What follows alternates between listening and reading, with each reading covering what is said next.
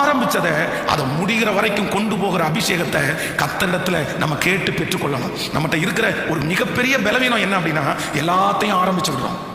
ஜெபத்தை ஆரம்பிச்சு விடுறோம், பைபிள் ரீடிங் ஆரம்பிச்சு விடுறோம். ஆனா ஆரம்பிக்கிறது மட்டும்தான் நம்ம செய்யறோமே தவிர நம்ம யாரும் முடிக்கிறது இல்லை. ஆனா வேதம் சொல்கிறது, ஆரம்பத்தை விட ஒரு காரியத்தினுடைய துவக்கத்தை பார்க்கலாம் கர்த்தர் முடிவின் பேரிலே பிரியமா இருக்கிறார்.